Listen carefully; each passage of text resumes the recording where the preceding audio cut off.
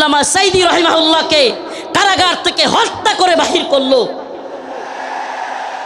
হে প্রিয় মুসলিম উম্মার যুব সন্তানেরা, তৈরি হও, তৈরি হও। আর কোনো তন্ত্রমন্ত্রের জন্য ডাক নয়, ডাক আসবে দাওয়া ইরদাদ শাহাদাতের ডাক আসবে। শহীদ হইতে রাজি আছো তো ইনশাআল্লাহ? জীবন দিতে প্রস্তুত আছো তো ইনশাআল্লাহ? আরে আমরা দুনিয়ায় এসেছি দ্বীনের জন্য, শহীদ হওয়ার জন্য। এই দুনিয়ায় আর কোনো সফলতা নাই, আল্লাহর জন্য শাহাদাতের মধ্যেই সফলতা। ইম্মা শরিয়া ওয়া ইম্মা শাহাদা, হয়তো শরীয়ত। হে প্রিয় জাতি, হে প্রিয় মুসলিম উম্মাহ, তোমাদের এই জাগরণ প্রমাণ করে দিয়েছে 2024-এর 5ই আগস্ট প্রমাণ করে দিয়েছে যৌবন যার যুদ্ধে যাবার সময় তার। যুবকরা দেখিয়ে দিয়েছে হাসিনার লাফালাফি আর কাদেরের পালাবো না। কোথায় কাকা? পালাবো না কোথায়? এত দাম্ভিকতা, এত অহংকার ভালো না। এত দাম্ভিকতা, এত অহংকার ভালো না। মনে রাখবা, ফেরাউন নমরুদি আল্লাহর কাছে কোনো টাইম ছিল না, আর উবাইদুল কাদের আর হাসিনা। আল্লাহ পাক তোমাদেরকে পরিণতি দেখিয়ে দিয়েছেন। মুসলিম উম্মার যুব সমাজদেরকে বলি, ও প্রিয় উম্মার যুবকেরা, তৈরি হও নির্যাতিত নিপীড়িত মুসলিম উম্মার পাশে দাঁড়াবার জন্য। তৈরি হও আল্লাহর নবীর বিরুদ্ধে যারা যাবে বাংলার জমিনে, তাদেরকে অবশ্যই ওয়াজিবুল কতল, আল্লাহর নবীর গালি দেওয়ার শাস্তি, মৃত্যুদণ্ড করতেই হবে। রাজি আছো তো ইনশাআল্লাহ? আল্লামা সাইদি রাহিমাহুল্লাহ বলেছিলেন, এই কথাটা আমার এখনো কানে বাসে। সরকারকে বলবো, বেশি তিরিং বিরিং করিও না। বাংলার জনগণ বেশি তিরিং বিরিং করলে এমন এক ফ্লাইং কিক মারবে, মামার বাড়ি দিল্লি গিয়া পড়বা। অনেকে হয়তো আমার মতো আপনারাও চিন্তা করেন, হাজার হাজার মানুষকে গুলি করে মারলো, ছাত্রদেরকে গুলি করলো, স্কুলের মাদ্রাসার ছাত্রদেরকে গুলি করলো, হেলিকপ্টার থেকে গুলি করলো, এদেশের সর্বজন শ্রদ্ধেয় আলেমদেরকে কারাগারে নিয়ে বন্দি করলো, রিমান্ডের নামে নির্যাতন করলো, জুলুম করলো। গতকালকে যে আলেম এখানে আলোচনা করে গিয়েছেন, শাইখুল হাদিসের সন্তান আল্লামা মামুনুল হক দামাত বারকাতুহুমকে দাড়ি ধরে টানাটানি করলো। এদেশের সর্বজন শ্রদ্ধেয় বুজুর্গ আলেম, সকলের শ্রদ্ধেয় মানুষ আল্লামা সাইদি রাহিমাহুল্লাহকে কারাগার থেকে হত্যা করে বাহির করলো। এত কিছুর পরেও এই নেত্রী আর এই দলের পক্ষে মানুষ থাকে কেমনে? প্রশ্ন আসে না? প্রশ্ন আসে কি আসে না?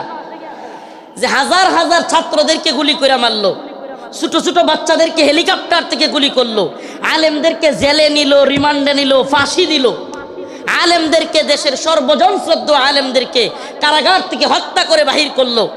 আমাকে ব্যক্তিগতভাবে আমাকে জুব্বা টেনে হিচড়ে ডিবি হারুনের নেতৃত্বে, এটা সবাই জানেন, জুব্বা খোলা হলো, আমার পরনের লঙ্গি খোলা হলো, এগুলো খুলে মহিলা দিয়া জড়ায়া দইরা ছবি ভিডিও তোলা হলো। অসংখ্য আলেমের নির্যাতনের, নিপীড়নের গল্প শুনলে গা শিউরে উঠবে। যৌনাঙ্গে পর্যন্ত চাপ দিল আলেমদের। এত কিছুর পরেও এই নেত্রী যে তার কর্মীদেরকে রাইখা পালায়, তার পক্ষে কিভাবে লোকেরা থাকে? প্রশ্ন আসে না? আসলে আল্লাহ বলেন, খতামাল্লাহু আলা কুলুবিহিম ওয়া আলা সামইহিম ওয়া আলা আবসারিহিম গিশাওয়া। আল্লাহ পাক এদের অন্তরের মধ্যে সিলমোহর মেরে দিছে। আল্লাহ পাক এদের কানের মধ্যেও সিলমোহর মেরে দিছে। আল্লাহ পাক এদের চোখের উপরে পর্দা ফেলে দিয়েছে। এরা সেই হাসিনা সরকারের আমলের এত নির্যাতন নিপীড়ন দেখেও দেখবে না। যেমন নির্লজ্জ বেহায়া তার নেত্রী, এমন নির্লজ্জ বেহায়া কর্মী। যেমন নির্লজ্জ বেহায়া তার নেত্রী, যে কিনা ছোট ছোট বাচ্চাদেরকে হত্যা করে, হেলিকপ্টার থেকে গুলি করে, এরপরেও বলে আমি কি অপরাধ করেছি। মানে কত বড় নির্লজ্জ হইলে এই কথা বলতে পারে? এরপরেও কি বলে, আমি কি অপরাধ করেছি। আপনি কোন অপরাধ করেন নাই? প্রশ্ন এটা হইতে পারে যে আপনি কোন অপরাধ করেন নাই, আমাকে এমন একটা অপরাধ দেখান। ও প্রিয় মুসলিম উম্মাহ, বাংলাদেশের বাইতুল মুকাররমে হেফাজতে ইসলামের আন্দোলনে হাসিনার পুলিশ বুট পইরা জুতা পইরা দেশের জাতীয় মসজিদে আলেমদেরকে গুলি করে নাই। এর চাইতে জঘন্য আর কি হইতে পারে? তা আপনি কোনটা করেন নাই বলেন? আমাদেরকে তাহাজ্জুদের আর এই কোরআন তিলাওয়াতের গল্প শোনায়া আপনি কোন আকামটা করেন নাই? প্রিয় মুসলিম উম্মাহ, যশোরবাসী, এই মেসেজ যশোরের মুসলমানদের জন্য নয়, এই মেসেজ আজকের এই আলোচনা আমার এই দেশবাসীর জন্য আমি রেখে যেতে চাই। আমি আমার কথাগুলো সকলের কানে পৌঁছে দিতে চাই। ও প্রিয় উম্মাহ, প্রিয় জাতি, আমরা চেয়েছি আমাদের অন্তর থেকে আমাদের ছাত্ররা, আমাদের শিক্ষকরা, আমাদের কলামিস্ট, বুদ্ধিজীবী, মুফতি, বক্তা, ছাত্র, সকল শ্রেণী পেশার মানুষ আমরা চেয়েছি আল্লাহ পাক হাসিনাকে এই ভূখণ্ড থেকে, আমাদের উপর থেকে, জুলুম থেকে বাঁচাক। আল্লাহ পাক আমাদেরকে বাঁচাইছেন কি বাঁচান নাই? তার মানে আমরা মন থেকে সম্মিলিতভাবে চাইলে পাওয়া যায়। পাওয়া যায় কি যায় না? বলেন, পাওয়া যায় কি যায় না? ইন্নাল্লাহা লা ইউগাইয়িরু মা বিকওমিন হাত্তা ইউগাইয়িরু মা বিআনফুসিহিম। আল্লাহ পাক ততক্ষণ পর্যন্ত কোনো জাতিকে পরিবর্তন করেন না যতক্ষণ না সে জাতি নিজেরা পরিবর্তন চায় এবং পরিবর্তন হয়। সুবহানাল্লাহ। তো আমরা পরিবর্তন চেয়েছিলাম, পেয়েছি। পাইছি কি পাই নাই? এখন আমাদের আরেকটা পরিবর্তন দরকার। আমাদের মূল বিজয় সেটা। এ বিজয় আমাদের মূল বিজয় না। এ বিজয় যদি আমাদের মূল বিজয় হইতো তাইলে আমরা আল্লাহর নবীরে কেউ কটূক্তি করলে, গালি দিলে আমরা এই রায় পাইতাম যে তার শাস্তি হবে মৃত্যুদণ্ড। তার শাস্তি কি? এই ব্যাপারে ইমামগণ একমত। আল্লাহর নবীকে নিয়ে কেউ কটূক্তি করলে, ব্যঙ্গচিত্র করলে তার শাস্তি মৃত্যুদণ্ড। প্রিয় ভাইরা আমার, বন্ধুগণ আমার, আল্লাহর নবীকে সাহাবাই কেরাম কেমন ভালোবাসতেন। আল্লাহর নবী সাল্লাল্লাহু আলাইহি ওয়াসাল্লামকে তার সাহাবীরা কেমন ভালোবাসতেন। কাব বিন আশরাফ নামে ইহুদিদের এক নেতা ছিল। নাম কি? কাব বিন আশরাফ, এক ইহুদি নেতা। এত দেহ ছিল, অনেক বড় সড়ো ছিল দেহ, বিশাল দেহের আকৃতির লোক ছিল কাব বিন আশরাফ। বদর যুদ্ধে যখন মুসলমানরা বিজয়ী হয়েছে, কাব বিন আশরাফ কষ্টে তার অন্তর জ্বলে গেছে। বদর যুদ্ধে কাফেরদের বড় বড় নেতা আবু জাহেল সহ নিহত হয়ে গেছে, জাহান্নামে চলে গেছে। কাব বিন আশরাফের কলিজায় জ্বলন শুরু হয়ে গেছে। সেই মুহাম্মদ আরবি সাল্লাল্লাহু আলাইহি ওয়াসাল্লামকে নিয়ে বিভিন্ন ধরনের কটূক্তিমূলক কবিতা বানাইছে। তার মহিলা ভাড়া কইরা তাদেরকে দিয়াও রসুলের বিরুদ্ধে বিশুদ্ধার করাইছে। আল্লাহ নবী সাল্লাল্লাহু আলাইহি ওয়াসাল্লাম ডাকলেন, কাব বিন আশরাফ, তাকে হত্যা করতে পারবে এমন কে আছো? সুবহানাল্লাহ বলেন। রাসূল সাল্লাল্লাহু আলাইহি ওয়াসাল্লাম নিজে ডাকলেন, হে আমার সাহাবারা, তোমাদের মধ্যে কে আছে কাব বিন আশরাফকে হত্যা করবে? অথচ আমার নবীর ব্যাপারে অনেকে বলে, রাসূল সাল্লাল্লাহু আলাইহি ওয়াসাল্লামকে কি বলে, যে রাসূল সাল্লাল্লাহু আলাইহি ওয়াসাল্লাম এক গালে মারলে আরেক গাল পাইতা দিতেন। ছোটবেলায় এগুলো শুনতাম, নাউজুবিল্লাহ। রসুলের এক গালে মারবে আর সাহাবাই কেরাম বসে বসে দেখবে। ইসলাম সন্ন্যাসী মার্কা ধর্ম না। ইসলাম সন্ন্যাসী মার্কা, সন্ন্যাসীগিরি, গান্ধীগিরি ইসলামে চলে না। ইসলামের বাণী একবারে সুস্পষ্ট, ফায়াকতুলুনা ওয়া ইউকতালুন, হয় মরো নাইলে মারো। দিনের প্রয়োজনে মারতে হবে, মরতে হবে। ইনশাআল্লাহ দিনের প্রয়োজনে মারতে হবে, মরতে হবে। মায়ের খাওয়াও সুন্নত, দেওয়াও সুন্নত। আমরা যদি খালি মায়ের খাইতাম, হাসিনার পতন হইতো। মাঝে মাঝে পিটানো দেওয়া লাগছে, কথা কয় না? যারা জালিমের পক্ষ নিবে, একটা কথা মনে রাখবেন, মুসলমান ইমানদার, সম্ভবত হযরত আলী রাদিয়াল্লাহু আনহুর কথা এটা, জালেমদের প্রতি সহানুভূতি দেখানো মাজলুমদের সাথে গাদ্দারি। আবারও বলছি, জালেমদের প্রতি উদারতা দেখানো মাজলুমদের সাথে গাদ্দারি। মাজলুমদের সাথে গাদ্দারি করা যাবে যাবে। কাব বিন আশরাফ আল্লাহর নবীর নিয়ে কটূক্তি করে। রাসূল সাল্লাল্লাহু আলাইহি সাল্লাম বললেন, তোমাদের মধ্যে কে আছে যে কাব বিন আশরাফকে হত্যা করবে? আল্লাহর নবীর এক সাহাবী মুহাম্মদ বিন মাসলামা দাঁড়ায় গেলেন, ইয়া রাসূলুল্লাহ আতুহিব্বু আন তাকতুলাহু, ইয়া রাসূলুল্লাহ আপনি কি চান আমি তাকে হত্যা করি? রাসূল বললেন, অবশ্যই হ্যাঁ। মুহাম্মদ বিন মাসলামা বললেন, ইয়া রাসূলুল্লাহ আমাকে অনুমতি দেন, আমি একটু তার সাথে গল্প করব, বানায় সিনায়া গল্প করব আর কি, তারা একটু খুশি করব। ইয়া রাসূলুল্লাহ আমার অনুমতি দেন। আল্লাহর নবী বললেন, অনুমতি দিলাম। রাসূলুল্লাহ সাল্লাল্লাহু আলাইহি ওয়াসাল্লামের অনুমতি পেয়ে মুহাম্মদ বিন মাসলামা রাদিয়াল্লাহু আনহু কাব বিন আশরাফের কাছে গেলেন। কাব বিন আশরাফের কাছে গিয়ে আল্লাহর নবীকে নিয়ে যেহেতু বইলে আসছেন একটু গল্প করবেন বানায়া সিনায়া, যুদ্ধ মানেই ধোঁকা। আপনি সব কিছু যুদ্ধের ময়দানে শত্রুর বিরুদ্ধে সব কথা বলে দিয়ে আপনি পারবেন না। যুদ্ধ মানেই ধোঁকা, মাঝে মাঝে ধোঁকা দিতে হয়।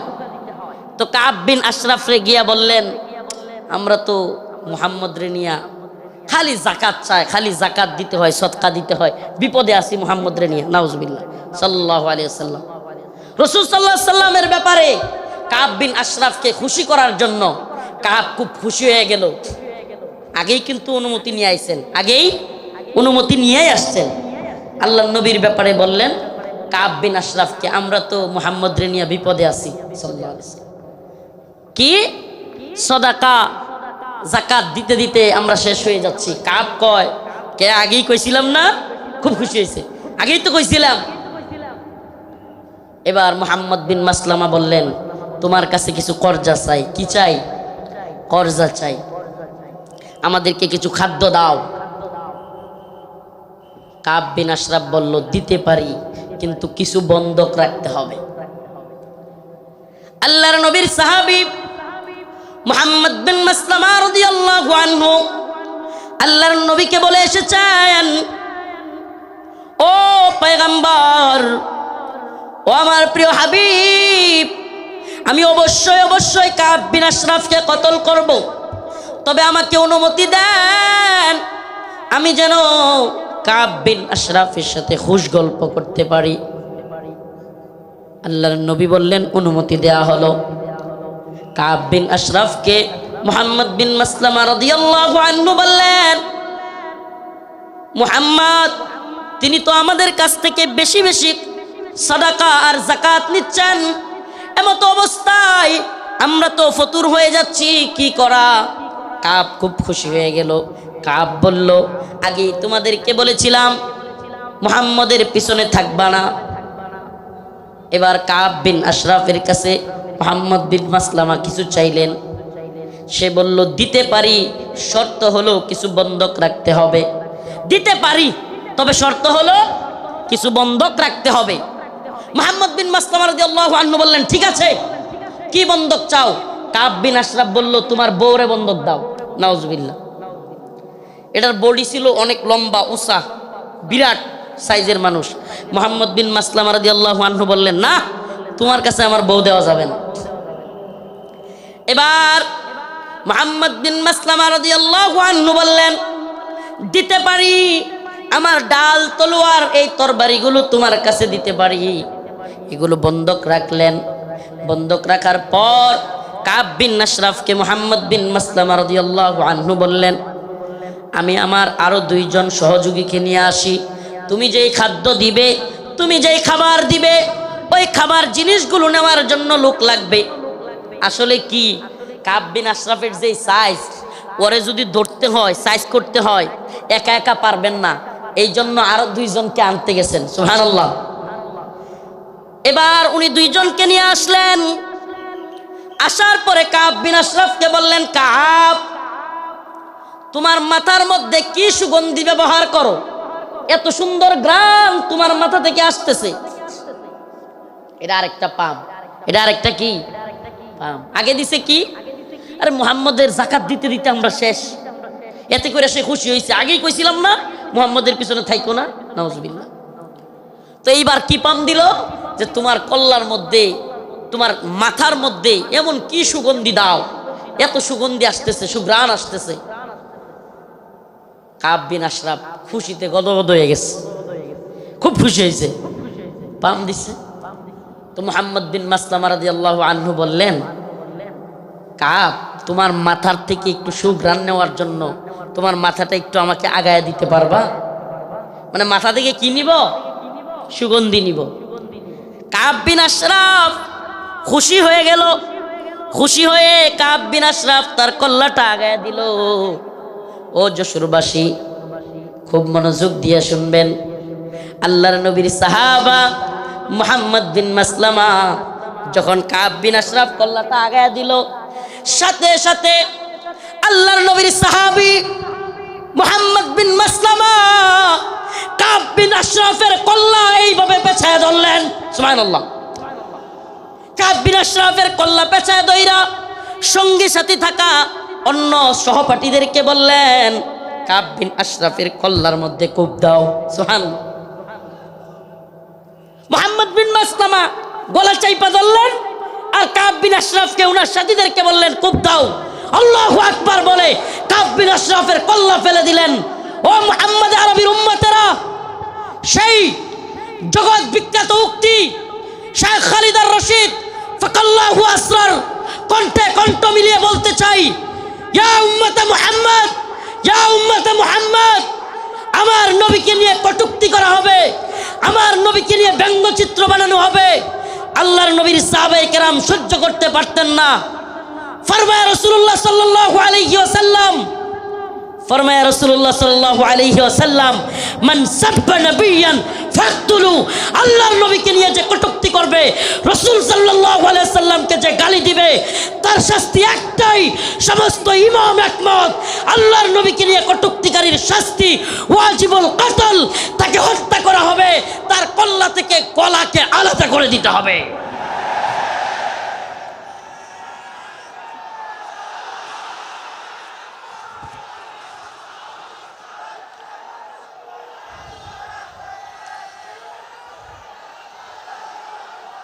হে প্রিয় জাতি, হে প্রিয় মুসলিম উম্মাহ, তোমাদের এই জাগরণ প্রমাণ করে দিয়েছে, 2024-এর 5ই আগস্ট প্রমাণ করে দিয়েছে, যৌবন যার যুদ্ধে যাবার সময় তার। যুবকরা দেখিয়ে দিয়েছে হাসিনার লাফালাফি আর কাদেরের পালাবো না। কোথায় কাকা? পালাবো না কোথায়? এত দাম্ভিকতা, এত অহংকার ভালো না, এত দাম্ভিকতা, এত অহংকার ভালো না। মনে রাখবা, ফেরাউন নমরুদি আল্লাহর কাছে কোনো টাইম ছিল না, আর উবাইদুল কাদের আর হাসিনা। আল্লাহ পাক তোমাদেরকে পরিণতি দেখিয়ে দিয়েছেন। মুসলিম উম্মার যুব সমাজদেরকে বলি, ও প্রিয় উম্মার যুবকেরা, তৈরি হও নির্যাতিত নিপীড়িত মুসলিম উম্মার পাশে দাঁড়াবার জন্য। তৈরি হও, আল্লাহর নবীর বিরুদ্ধে যারা যাবে বাংলার জমিনে, তাদেরকে অবশ্যই ওয়াজিবুল কতল, আল্লাহর নবীর গালি দেওয়ার শাস্তি, মৃত্যুদণ্ড করতেই হবে। রাজি আছো তো ইনশাআল্লাহ? হে প্রিয় মুসলিম উম্মার যুবকেরা, তোমাদের এই দ্বীনি আবেগ, এই দ্বীনি জজবাকে যদি সত্যি বলি, ওয়াল্লাহি বিল্লাহি তাল্লাহি কসম আল্লাহর, এই জজবাকে যদি আমরা কোরআনের পক্ষে কাজে লাগাইতে পারি, তাহলে আর কোনো নতুন সরকার নয়, এই ভূখণ্ডে আমরা কোরআনী শাসন চালু করতে পারবো। আর কোনো তন্ত্রমন্ত্র নয়, তন্ত্রমন্ত্রের দেখা শেষ। আমরা তো এই স্লোগান দিকে দিকে আজ জানিয়ে দিতে চাই, তন্ত্রমন্ত্রের দিন শেষ, কোরআন সুন্নাহর বাংলাদেশ। বলেন না, তন্ত্রমন্ত্রের দিন শেষ, কোরআন সুন্নাহর বাংলাদেশ। সাবিলুনা সাবিলুনা, তারিকুনা তারিকুনা। স্লোগান আজকে একটু ব্যতিক্রম হবে। আমি বলবো, আল্লাহর জমিনে আল্লাহর আইন বাস্তবায়ন ফরজে আইন। বলতে পারবেন? আল্লাহর জমিনে আল্লাহর আইন বাস্তবায়ন ফরজে আইন। হয়তো শরীয়ত, ইম্মা শরিয়া, ইম্মা শরিয়া, হয়তো শরিয়া, হয়তো আমরা শাহাদাত বরণ করব, না হলে ভূখণ্ডে শরীয়ত প্রতিষ্ঠা করব। কালেমার পতাকা দেখলে যেগুলোর জ্বলে এগুলোর সাবধান করে দিতে চাই। এ ভূখণ্ডে লা ইলাহা ইল্লাল্লাহর পতাকা উড়বেই, আজ হোক কাল একদিন উড়বেই।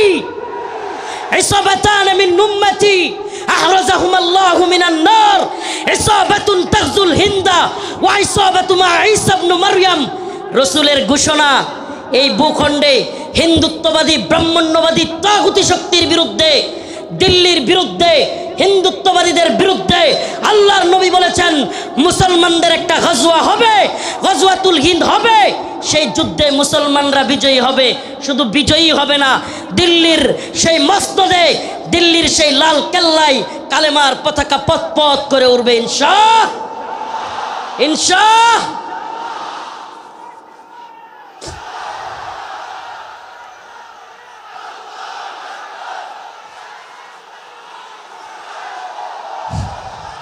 হে প্রিয় মুসলিম উম্মার যুব সন্তানেরা, তৈরি হও, তৈরি হও।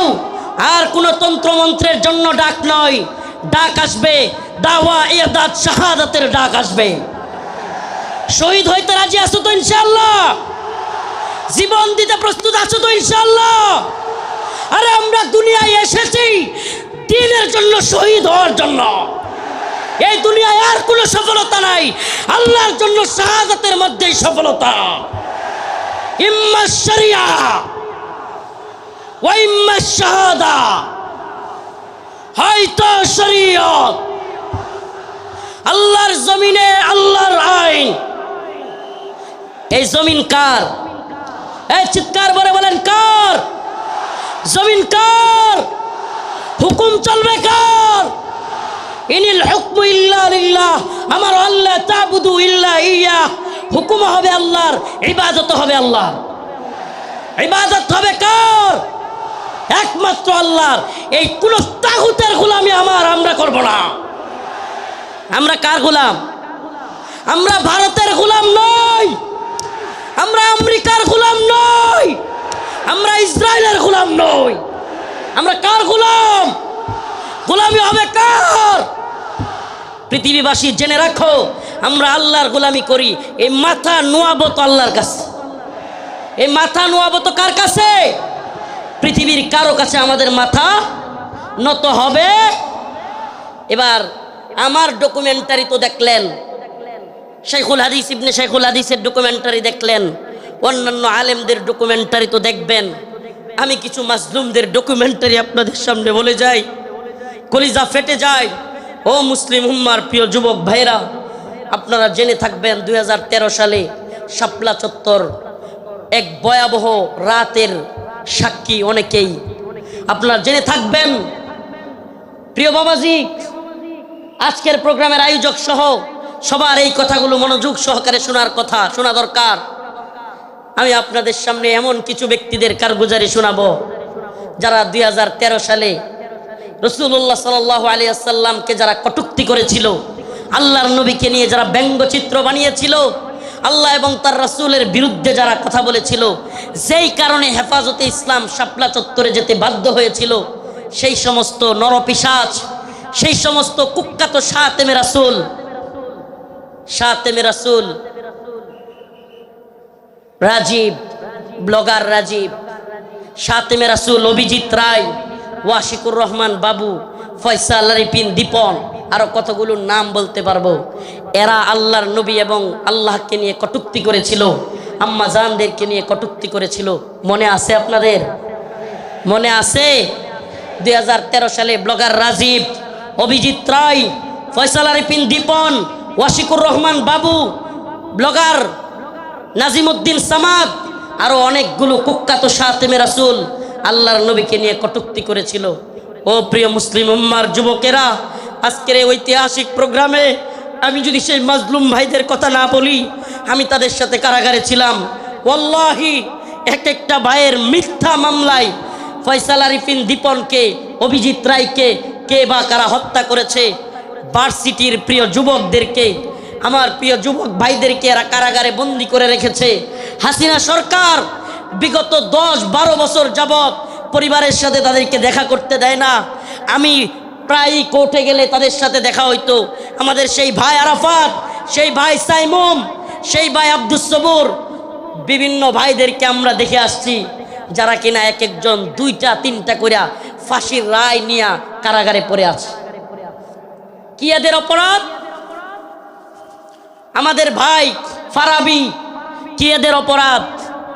ফারাবির অপরাধ, আরাফাত ভাইয়ের অপরাধ, সাইমুম ভাইয়ের, আব্দুস সবুর ভাই, এই ভাইদের অপরাধ আল্লাহর নবীকে নিয়ে কটূক্তিকারীদের বিরুদ্ধে তারা ফেসবুকে বা বিভিন্ন মাধ্যমে লেখালেখি করেছিল। আল্লাহর নবীকে যারা কটূক্তি করেছে তাদের বিরুদ্ধে লেখালেখির কারণে, ও প্রিয় যশোরবাসী, ও প্রিয় আদ-দ্বীনের প্রোগ্রামে থাকা যুবকেরা, অন্তত তোমাদের সেই যুবকদের জন্য কিছু করা দরকার। আজকের এই আদ-দ্বীনের প্রোগ্রামে আমি সেই ভাইদেরকে স্মরণ করি। ওয়াল্লাহি কসম করে বলি, আমি যখন দেখতাম 2টা-3টা ফাঁসি নিয়েও এরা দিব্যি হাসতেছে, তখন আর নিজের মনের মধ্যে কিছুই মনে হইতো না। হ্যাঁ, আমি আর কি, আমার তো আর ফাঁসির রায় হয় নাই, আমার তো ফাঁসির রায় হয় নাই।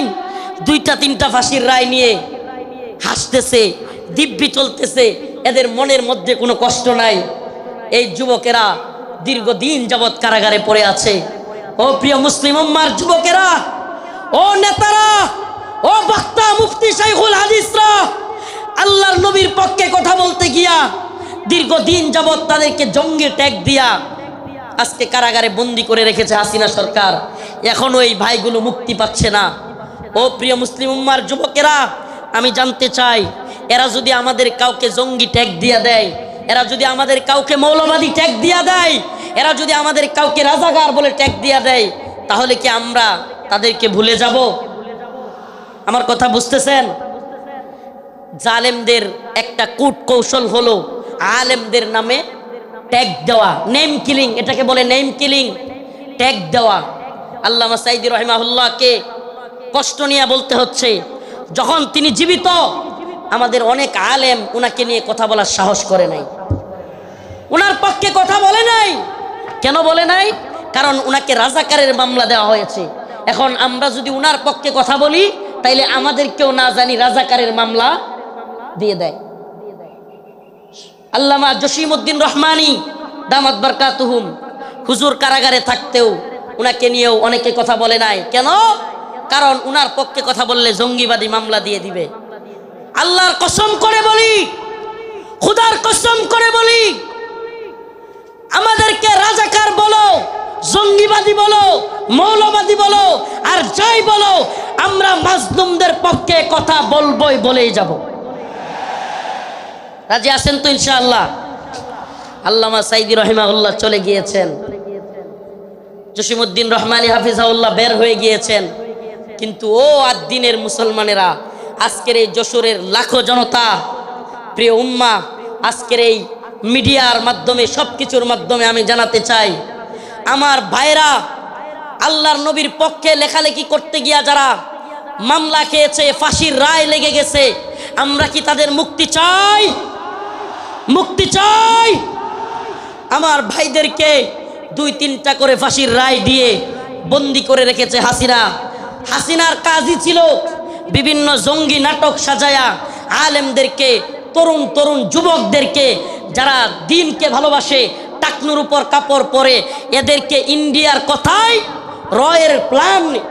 রয়ের প্ল্যানে মুসলিম উম্মার যুবকদেরকে, দ্বীন যারা ভালোবাসে তাদেরকে গ্রেফতার করা, তাদেরকে জঙ্গি বলা, মৌলবাদী বলা, এটা একটা ট্রেন্ড ছিল, এটা তাদের একটা ট্যাগ মিশন ছিল, মিশন, তাদের একটা মিশন।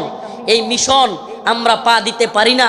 আমরা আমাদের ভাইয়ের মুক্তি চাইবই। ঠিক আছে তো ইনশাআল্লাহ? সবাই মুক্তি চান তো ইনশাআল্লাহ? আমার প্রিয় ভাইদের মুক্তির ব্যবস্থা করা হোক, দ্রুত মুক্তি দেয়া হোক। যদি তারা মুক্তি না পায়, খুদার কসম করে বলি, এত বড় বড় বক্তা, এত যশ খ্যাতি মূল্যহীন, মূল্যহীন, মূল্যহীন। আমরা যদি মাজলুমদের পাশেই দাঁড়াতে না পারি, আজকের আলোচনার বিষয় এটাই। ওমা লাকুম লা তুকাতিলুনা ফি সাবিলিল্লাহ, ওয়াল মুস্তাদাফিনা মিনার রিজাল ওয়ান নিসাই ওয়াল উইলদানিল্লাযীনা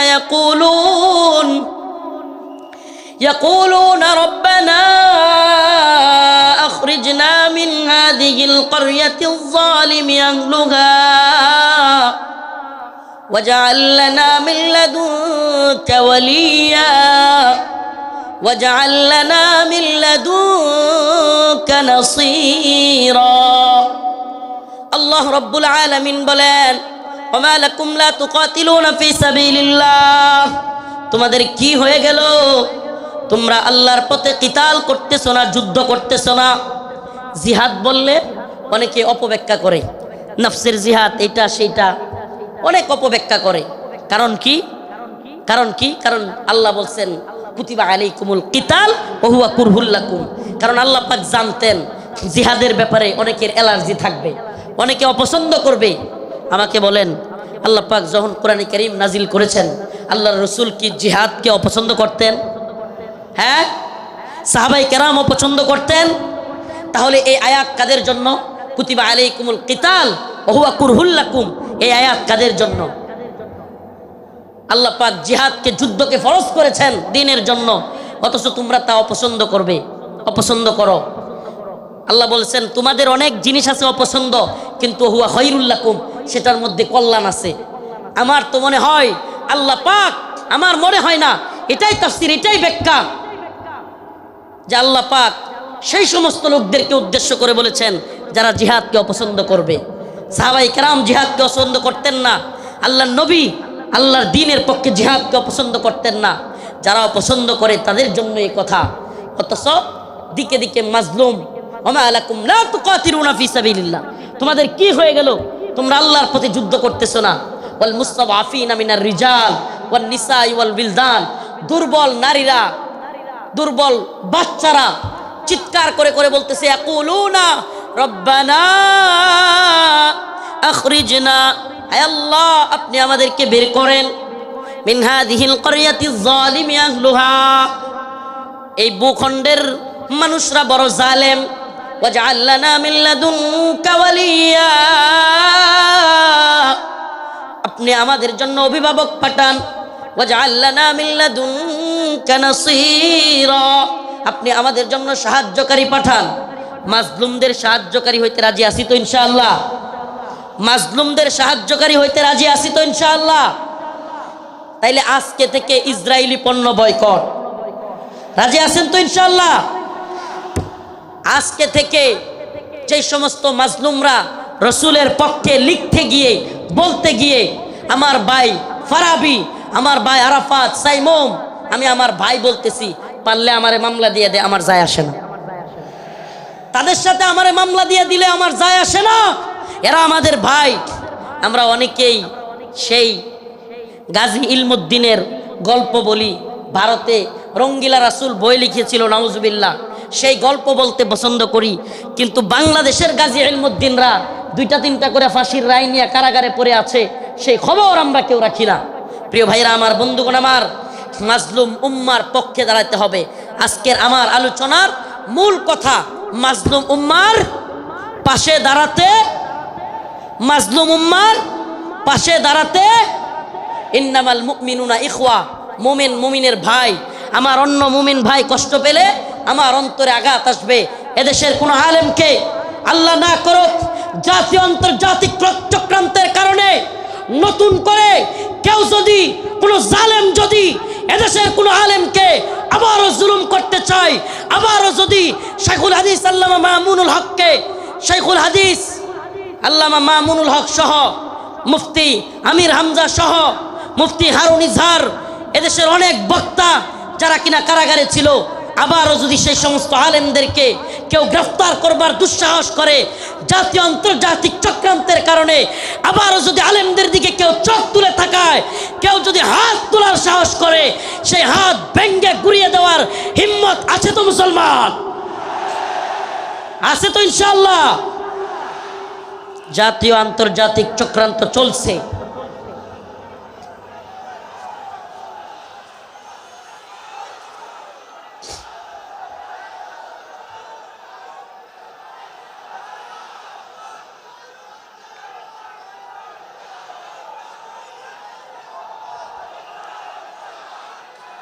জাতীয় আন্তর্জাতিক চক্রান্ত চলছে আমাদের এই ভূখণ্ডকে নিয়ে। জাতীয় আন্তর্জাতিক চক্রান্ত চলছে।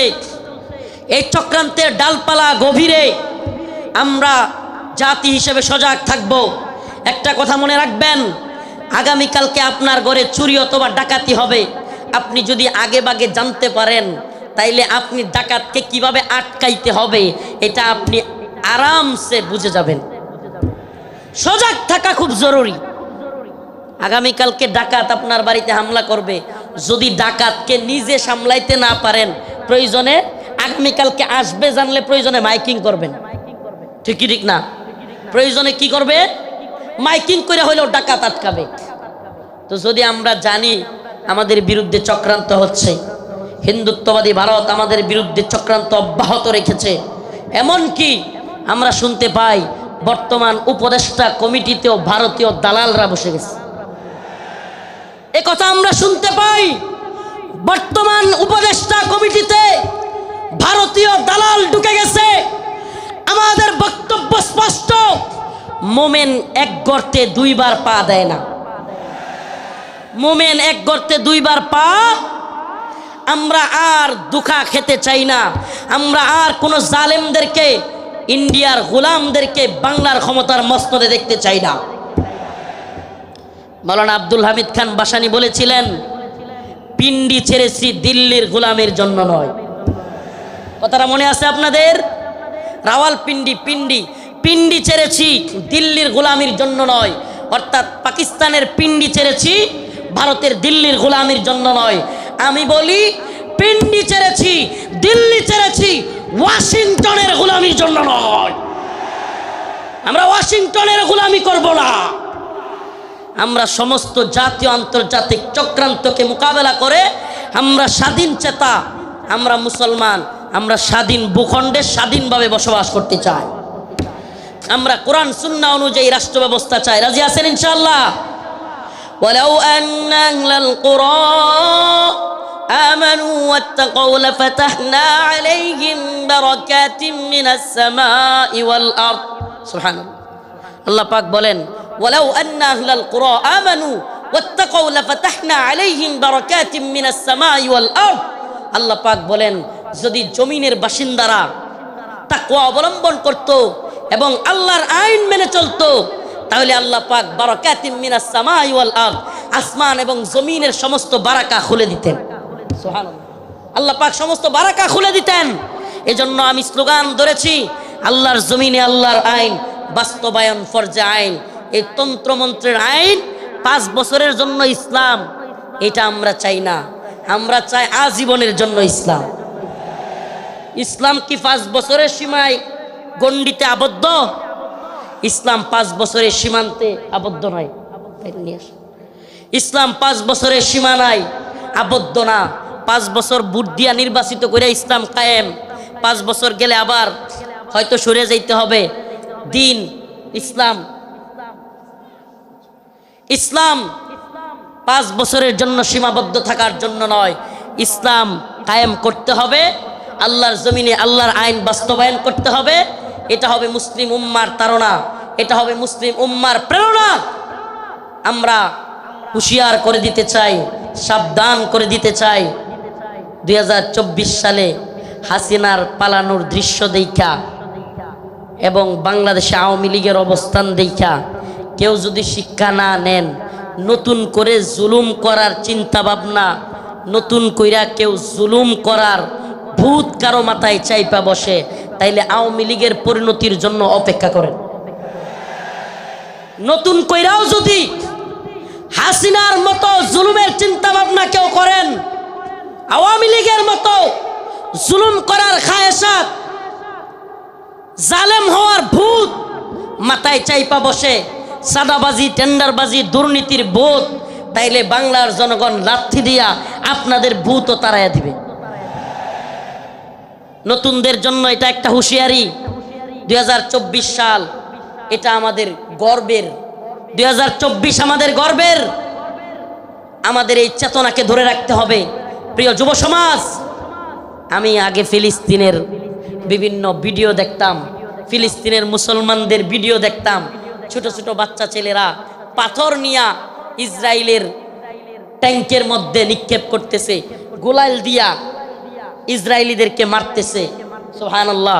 2024 সালে দেখলাম আমাদের ছোট ছোট বাচ্চারা পুলিশের পেটের মধ্যে গিয়ে ঘুষি মারতেছে। সুবহানাল্লাহ বলেন না। এইটা একটা জিনিস অন্তত হয়েছে আলহামদুলিল্লাহ। 2024 সালে আমরা এটা অন্তত বুঝছি, যুব সমাজ জেগে উঠলে জালেমের পরিণতি ভয়াবহ। যুব সমাজ জেগে উঠলে জালেমের পরিণতি কি? তো যশোরবাসী, আপনারা কি ঘুমায় গেছেন নাকি জাগ্রত আছেন? হাসিনা ভারতের গোলামি করেছিল, বাংলাদেশকে দিল্লির একটা কি বলবো, এটাকে অনেকে বলে অঙ্গরাজ্য, আমি বলি অঙ্গরাজ্য না। হাসিনা এটাকে দিল্লির একটা ডাস্টবিন বানাইছিল। দিল্লির ডাস্টবিন মানে দিল্লি আমাদের আম খাবে, আমাদের ইলিশ খাবে, আমাদের সব কিছু নিবে, ট্রানজিট নিবে, আমাদের রেল লাইন নিবে, আমাদের সব কিছু নিবে, আর আমাদেরকে লাশ উপহার দিবে, আমাদেরকে বন্যার পানি দিয়া বাসায়া একের পর এক লাশ উপহার দিবে। এটাকে আপনি ডাস্টবিন না বলে কি বলবেন? এটা কি বন্ধুত্ব? এটা কি বন্ধুত্ব? আমি তো বলি হাসিনা বিগত 16 বছরে বাংলাদেশের সাথে ভারতের যে সম্পর্ক তৈরি করেছিল, যদিও তাদের নেতারা বলেছে অনেকে স্বামী স্ত্রীর সম্পর্ক, আমরা বলি অবৈধ সম্পর্ক, এটা অবৈধ। এজন্য অবৈধ সম্পর্কের কন্যারে জায়গায় পাঠিয়ে দিছি। আল্লামা সাইদি রহিমাহুল্লাহ বলেছিলেন, এই কথাটা আমার এখনো কানে বাসে, সরকারকে বলবো বেশি তিরিং বিরিং করিও না। বাংলার জনগণ বেশি তিরিং বিরিং করলে এমন এক ফ্লাইং কিক মারবে, মামার বাড়ি দিল্লি গিয়া পড়বা। আল্লামা সাইদি রহিমাহুল্লাহ দেখে যাইতে পারেন নাই, কিন্তু আলহামদুলিল্লাহ সাইদি রহিমাহুল্লাহর কথাই বাস্তব হয়েছে। বাংলার জনগণ ফ্লাইং কিক মারছে, রান্না করা খাবার খাওয়ারও সময় নাই, রান্না করা খাবার খাওয়ারও সময় নাই।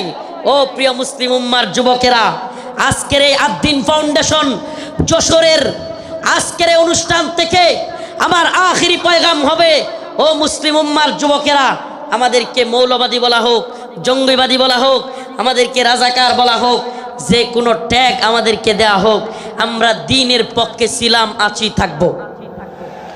আল্লাহর জমিনে আল্লাহর আইন বাস্তবায়ন হওয়ার আগ পর্যন্ত আমরা থামব না। আমি তো আশাবাদী এই মুসলিম উম্মার জাগরণ। অনেকে বলে হুজুর মাহফিলের প্যান্ডেলে এত মানুষ হইলে লাভ কি? কিছুই তো হয় না। আমি বলি হাসিনার অবস্থা দেখেও বুঝো না? কিছুই হয় না, হয় হাসিনার অবস্থা দেখেও বুঝো না? তোমার কি মনে হয় এই খুঁটা আন্দোলন, এত বিস্ফোরণ, এটা এমনি এমনি হয়ে গেছে? প্রিয় ভাইরা আমার, বন্ধুগণ আমার, একটু যদি আপনি চোখ বুলায়া দেখেন তাইলেই দেখবেন মানুষের মধ্যে 2013 সালের শাপলা চত্বরে নৃশংসভাবে আলেম উলামাদেরকে, ছাত্রদেরকে গুলি করে মারার সেই যে ভয়াবহ চিত্র অন্তরের মধ্যে, সেটা ছিল কি ছিল না? অসংখ্য আলেমদেরকে গ্রেফতার, রিমান্ডের, নির্যাতনের চিত্র তাদের অন্তরে ছিল কি ছিল না?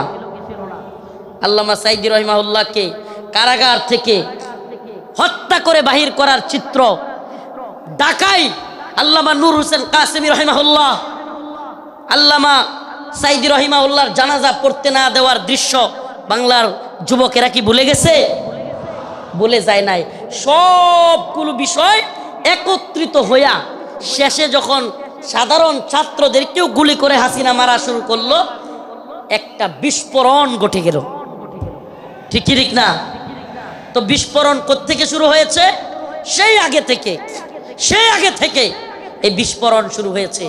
এজন্য বলি প্রিয় মুসলিম উম্মাহ, আপনাদের প্রতি আমার আখিরি পয়গাম, ও আদ্দিনের মুসলমান, আজকের এই যশোরবাসী, খুলনাবাসী, সারা বাংলাদেশ থেকে আগত